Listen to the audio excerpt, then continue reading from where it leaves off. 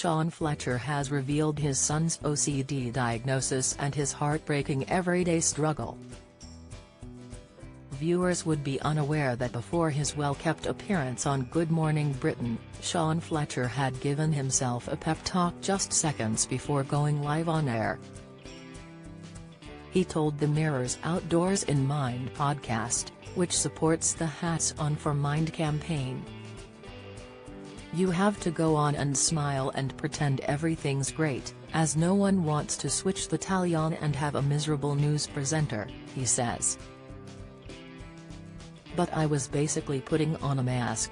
And just like viewers, his co-stars Suzanne Reid, Charlotte Hawkins, and Kate Garraway were unaware of their colleagues' suffering. The problems arose as his then 14-year-old son, who was suffering with his mental health. He was unable to do basic things like get out of bed and go to school," Sean says.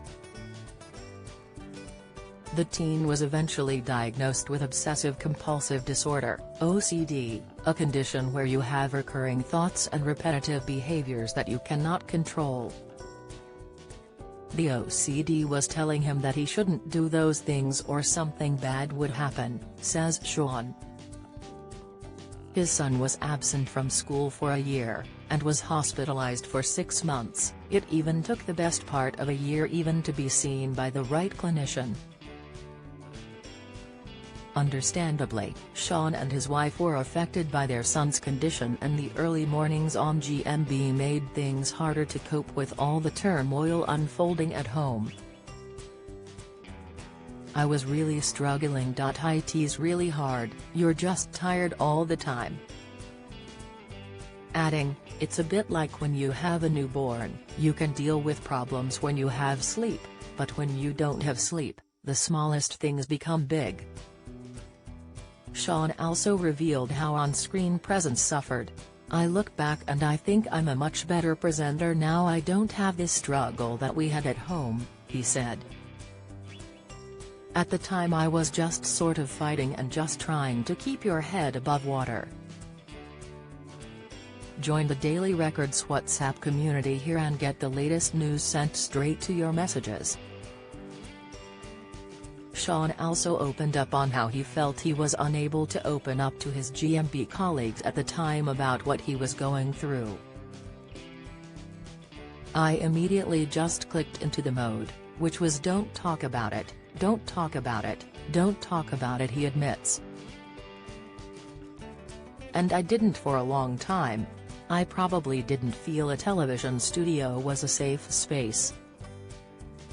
To be fair, I didn't feel anywhere was a safe space to talk about it, but definitely television." Explaining that a large part of his silence was due to the stigma attached to mental health, and OCD in particular, which can involve extreme thoughts of violence or sex. "You're sort of embarrassed," he says. "If he had a broken leg, I'd be bragging about it and talking about it in a completely different way. I felt the stigma that we have in society." Sean now reflects on that period of his life, 7 years ago, with a sense of calm. Thanks to a combination of therapy and medication, his 20-year-old son is much better and is thriving at university, which is something Sean and his wife could never once envisage. The star is keen to raise awareness of the burden that caring for someone with a mental health condition can have, and impact on the wider family. "It was almost like the OCD was tearing our family apart," he said. "It was like a little gremlin sitting on the mantelpiece, making arguments start, making things difficult."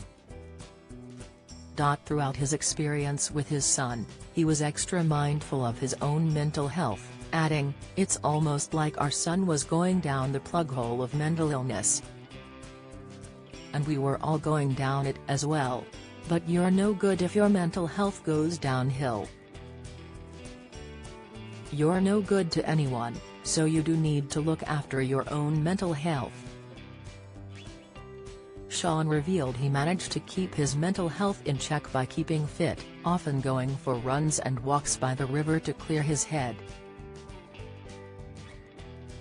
It comes as Mind found that 94% of people who took part in outdoor exercise activities said they had felt benefits to their mental health. It was really crucial to have that time to yourself, he said. Understandably, the pressure he was experiencing at home had the potential to put strain on his 24-year marriage. "We were basically a tag team, one of you's looking after your child and the other one's out and vice versa," he says. Gradually, of course, that puts pressure on any marriage, any partnership, but then you get through it. Sean revealed that the best thing they ever did was a family therapy course his family went to, at the hospital his son was in, where they met others going through the same thing. "We met people who were at the end of the tunnel and were saying, 'It's going to be all right. Don't worry. You can get through this,' and other people who were literally just going into the tunnel struggling. We were in this dark place, and actually, sharing your stories with other people who are further down the path or behind you is really important."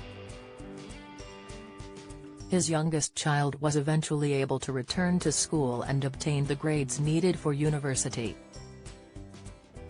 "I was nowhere near as clever as him," Sean smiles. His son now has the tools needed to deal with his condition, and reassuringly, is in a much better place. "When a mental health issue strikes, you just see that horizon disappearing, and there's a cloud that comes over it and all those dreams," he says.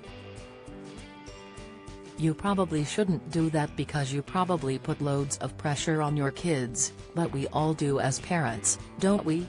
The message I'd have to anybody who's in that situation: it doesn't matter just as long as your child is happy, and you just need to get them better." Dropping the now 20-year-old off at university for the first time was such a special moment for the proud dad, he said. "In the car on the way back, me and my wife talked about how far he'd come, and the depths that we were at, and it was emotional. You wake up every day and you think, phew, where we were, that was awful. It makes you cherish the things you have."